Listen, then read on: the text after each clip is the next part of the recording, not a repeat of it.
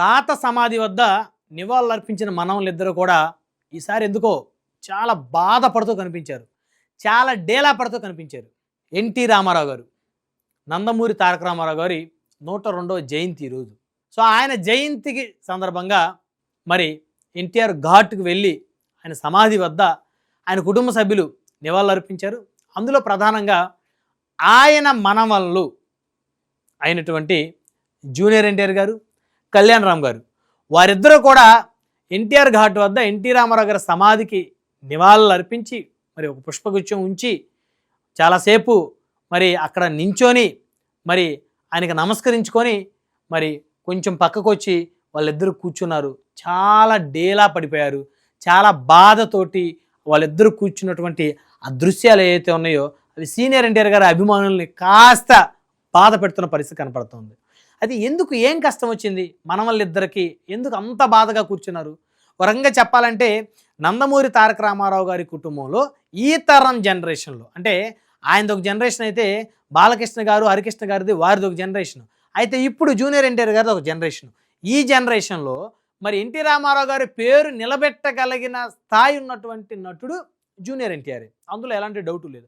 ఆ తర్వాత మరి అంత కాకపోయినప్పటికీ కూడా కాస్త గుర్తింపు, గౌరవం, ఆదరణ, ప్రజల నుంచి ఆదరణ పొందుతున్నటువంటి మరొక నటుడు నందమూరి కళ్యాణ్ రామ్ గారు. మరి ఇద్దరు కూడా అన్నదమ్ములు, సొంత అన్నదమ్ములు, నందమూరి హరికృష్ణ గారి కుమారులు. మరి ఏం కష్టం వచ్చింది వీరిద్దరికి? ఎందుకు వీరిద్దరు ఆ విధంగా బాధపడుతూ కూర్చున్నారు? అంటే తన తాతగారి యొక్క వైభవం తామిద్దరు అనుభవించలేకపోతున్నామనే. మరి సినిమాల పరంగా మరి వీరి సామాజిక వర్గం కానీ, మరి వీరి తాతగారి యొక్క అభిమానులు కానీ, మరి ఆ రాజకీయ పార్టీకి సంబంధించిన అభిమానులు కానీ సినిమాల పరంగా వీరిని ప్రేమిస్తున్నారు, ఆదరిస్తున్నారు. కానీ వీరికి గుర్తింపు, గౌరవం దక్కటం లేదు అనే ఒక బాధలో వీళ్ళు ఉన్నట్టు స్పష్టంగా కనపడుతుంది. అయితే ఎందుకు గుర్తింపు దక్కటం లేదు, ఏ గౌరవం దక్కట్లేదు, ఎందుకు వీరు బాధపడుతూ ఉన్నారంటే ప్రస్తుతం ఆంధ్రప్రదేశ్లో తెలుగుదేశం పార్టీ దూకుడు మీద ఉంది. ముఖ్యమంత్రిగా చంద్రబాబు నాయుడు గారు ఉన్నారు. అంటే వీరిద్దరికీ కూడా మామయ్య, వీరి మేనత్త అయినటువంటి మరి భువనేశ్వర్ గారి యొక్క భర్త చంద్రబాబు నాయుడు గారు. మరి అలాంటి మామయ్య దగ్గర వీరికి ఎందుకో గౌరవం, గుర్తింపు దక్కటం లేదంట. మరి ఆంధ్రప్రదేశ్లో తెలుగుదేశం పార్టీ అధికారంలో ఉన్నప్పటికీ కూడా, అంటే తన తాతగారు స్థాపించిన పార్టీ తెలుగుదేశం పార్టీ, నందమూరి తారక రామారావు గారు స్థాపించిన పార్టీ, మరి ఆయనకి వారసత్వం చూసుకుంటే వీళ్ళే వారసులు. జూనియర్ ఎన్టీఆర్ గారు, కళ్యాణ్ రామ్ గారు వీరే ఆయనకు వారసులు, అందులో డౌటే లేదు. నందమూరి వారసులు ఎవరు అంటే నారా లోకేష్ గారు అని ఎవరు చెప్పరు. నందమూరి వారసులు ఎవరు అంటే నందమూరి హరికృష్ణ గారు, నందమూరి బాలకృష్ణ గారు అని చెప్పేవాళ్ళు. ఎందుకంటే వాళ్ళు అప్పట్లో మరి ప్రజల ఆదరణ పొందినటువంటి సినీ నటులుగా వారు కీర్తి ప్రఖ్యాతులు గడించారు. ఆ తర్వాత రాజకీయాల్లో కూడా వారు రాణించారు.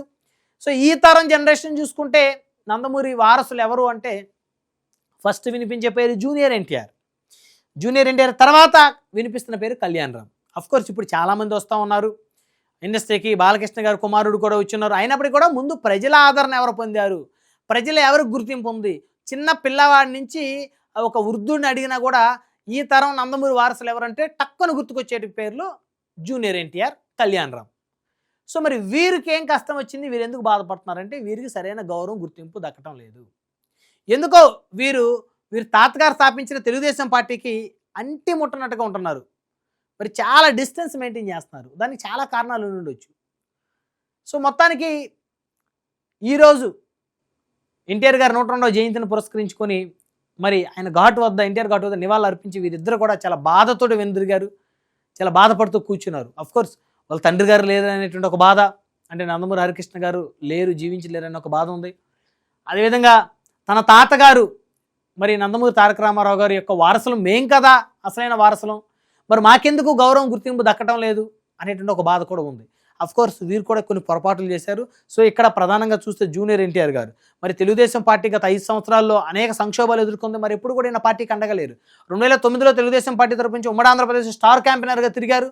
అప్పుడు ఈయన ప్రాణాలను పరంగా పెట్టి స్టార్ క్యాంపెయినర్గా తిరిగారు. యాక్సిడెంట్ కూడా అయింది. అయినా కూడా మరి ఏదో ఒక విధంగా భగవంతుడి దయతో ఆయన బతికి బయటపడ్డారు. ఆ తర్వాత ఎందుకో టీడీపీకి ఆయన దూరం అవుతూ వచ్చారు. మరి జూనియర్ ఎన్టీఆర్ గారు గత 5 ఏళ్లలో చంద్రబాబు నాయుడు గారిని, ఆయన కుమారుడు లోకేష్ గారిని అనేక మంది వైసీపీ నాయకులు నోటుకు వచ్చినట్టు మాట్లాడుతున్నప్పుడు కూడా ఈయన ఎక్కడ ఒక మాట మాట్లాడలేదు, ఖండించలేదు. ప్రధానంగా చూస్తే మరి నందమూరి హరికృష్ణ గారు, అదేవిధంగా జూనియర్ ఎన్టీఆర్ గారు రికమెండేషన్ తోటి ఆ రోజు టీడీపీలో ఎమ్మెల్యే సీట్లు దక్కించుకున్నటువంటి మరి గుడివాడ మాజీ ఎమ్మెల్యే కొడాలి నాని గారు కానివ్వండి, అదేవిధంగా గన్నవరం మాజీ ఎమ్మెల్యే వల్లభనేని వంశీ గారు కానివ్వండి, వీళ్ళిద్దరు కూడా వీరి యొక్క భిక్షతోటే వారికి ఎమ్మెల్యే సీట్లు వచ్చాయి. నందమూరి హరికృష్ణ గారు, జూనియర్ ఎన్టీఆర్ గారి యొక్క సపోర్ట్ తోటి మరి వాళ్ళు ఎమ్మెల్యేలు అయ్యారు. ఆ తర్వాత తెలుగుదేశం పార్టీ నుంచి వారు వైసీపీలోకి వెళ్ళారు, వైసీపీ మద్దతుదారులుగా కొనసాగారు. ఇష్టానుసారంగా చంద్రబాబు నాయుడు గారిని, లోకేష్ గారిని, అదేవిధంగా భువనేశ్వర్ గారిని కూడా అవమానించేలాగా మాట్లాడారు. అయినప్పుడు కూడా వీరు నోరు మెదపలేకపోయారు. జూనియర్ ఎన్టీఆర్ కనుక ఆ రోజే ఈ విధంగా మాట్లాడటం భాష తప్పు అని చెప్పేసి కొడాలి నాని మీద, వల్లభనేని వంశీ మీద, అదేవిధంగా జగన్మోహన్ రెడ్డి గారు కొంతమంది నేతలను ఉసిగొలిపి మరి చంద్రబాబు గారిని తిట్టించిన క్రమంలో వారు అందరి మీద కనుక ఈయన నోరు విప్పినట్టయితే ఈరోజు ఈయనే తెలుగుదేశం పార్టీకి రథసారథిగా భవిష్యత్తులో ముందుకు వెళ్ళేవాడు. టీడీపీ కార్యకర్తలందరి యొక్క హృదయాలు గెలుచుకునేవాడు. ఎస్, నందమూరి తారక రామారావు గారి తర్వాత అదే ధైర్యంతో, అదే తెగింపుతోటి, అదే తెగువతోటి ఆయన రక్తమైనటువంటి నందమూరి హరికృష్ణ గారి కుమారుడు జూనియర్ ఎన్టీఆర్ గారు మాకు ఉన్నారని చెప్పేసి ధైర్యం ఉండేది. ఈరోజు పార్టీ పగ్గాలు ఈయనకి అప్పచెప్పని చెప్పేసి అడిగేవారు. మరి ఆ రోజు ఈయన నోరు మెదపకపోవటం ఏదైతే ఉందో ఈరోజు ఈయనకి టీడీపీలో గౌరవం, గుర్తింపు దక్కకపోవడం గల ప్రధాన కారణం. సో అక్కడ మహానాడు జరుగుతున్నా మరి ఈయనకు పిలుపు రాలేదు, వస్తే మరి వెళ్ళలేదేమో మరి. సో ఏదేమైనప్పటికీ మరి గౌరవం, గుర్తింపు దక్కనట్టే. 99% నేను పిలిచే అవకాశం లేదు. ఒకవేళ నేను పిలిచినప్పటికీ కూడా మరి ఏ ముఖం పెట్టుకుని నేను వెళ్తాను అక్కడికి అని చెప్పేసి బాధతో నేను ఉండొచ్చు. ఏదేమైనప్పటికీ తన తాతగారి యొక్క వైభోగం మరి ఆ తర్వాత జనరేషన్కి మరి వీరు అందిపుచ్చుకోలేకపోతున్నారని చెప్పుకోవచ్చు. కేవలం సినిమాల్లో మాత్రం ముందుకెళ్తున్నారు కానీ తన తాతగారికి ఉన్నటువంటి పేరు ప్రఖ్యాతులు 2 తెలుగు రాష్ట్రాల్లో ఉన్నటువంటి అభిమానుల్ని మరి వీరు వారిని దగ్గర చేసుకోలేకపోతున్నారు, వారి ఆదరణ పొందలేకపోతున్నారు. కేవలం సినిమా పరంగా మాత్రమే ముందుకెళ్తా ఉన్నారు. మరి భవిష్యత్తులో ఎలాగా ఉంటే తన తాతగారు యొక్క స్థాపించిన ఆ పార్టీ కానీ, తన తాతగారి యొక్క వారసత్వాన్ని కానీ వీరు పునిగిపుచ్చుకునే పరిస్థితులు లేరు అని అయితే స్పష్టంగా చెప్పొచ్చు. ఇప్పటికే జూనియర్ ఎన్టీఆర్ గారిని మరి తెలుగుదేశం పార్టీ క్యాడర్ పూర్తిగా దూరం పెట్టింది. ఆ పార్టీలో నాయకులు చాలా వరకు దూరం పెట్టారు. మరి ఇది ఇలాగే కొనసాగితే ఆయనకి భవిష్యత్తులో ఎలాంటి రాజకీయ భవిష్యత్తు ఉండే పరిస్థితి లేదు. ఎందుకంటే 27 సంవత్సరాల వయసులోనే 25 ఏళ్ల కుర్రాడుగా ఉన్నప్పుడే స్టార్ క్యాంపెయినర్గా టీడీపీ తరపు నుంచి వ్యవహరించి మరి అనేక నెలల పాటు తన ప్రాణాలను పణంగా పెట్టి తిరిగినటువంటి ఒక యువ నేతగా కూడా మనం జూనియర్ ఎన్టీఆర్ గారిని గుర్తించాల్సిన అవసరం ఉంది. కానీ ఇప్పుడు ప్రస్తుతం ఆయన రాజకీయాలకు దూరంగా ఉన్నారు. మరి తప్పు చేశాను, మరి తన తాత పార్టీలో ఉన్నటువంటి నాయకుల్ని ఇష్టానుసారంగా మాట్లాడినప్పుడు, తన మేనత్త గారిని దూషించినప్పుడు, అసెంబ్లీ సాక్షిగా తన మేనత్తకు అవమానం జరిగినప్పుడు, తన మావయ్యని ప్రతిరోజు కూడా రాబందులాగా ఆనాడు ఉన్న వైసీపీ ప్రభుత్వంలో కీలక నేతలు పీక్కు తింటున్నప్పుడు కనీసం తాను నోరు మెదిపి మాట్లాడలేకపోయానేమో అనేటువంటి ఒక ఆవేదన ఈరోజు ఆయనలో కనపడతా ఉంది, ఆ పశ్చాత్తాపం కనపడతా ఉంది. ఆ రోజు నేను మాట్లాడి ఉన్నట్టయితే ఈరోజు తెలుగుదేశం పార్టీలో నేనే కదా హీరో, ఆల్రెడీ నేను సినిమాల్లో హీరోని, మా తాతగారి పార్టీలో నేనే హీరో అయ్యేవాడిని కదా, చంద్రబాబు గారి తర్వాత ఆ పగ్గాలు నాకే వచ్చి ఉండే కదా, నేనే భవిష్యత్తులో ముఖ్యమంత్రి అయ్యే అవకాశం ఉండేది కదా అని చెప్పేసి ఆయన ఒక బాధని, ఆవేదనని కూడా ఆయన ముఖంలో స్పష్టంగా చూడొచ్చు.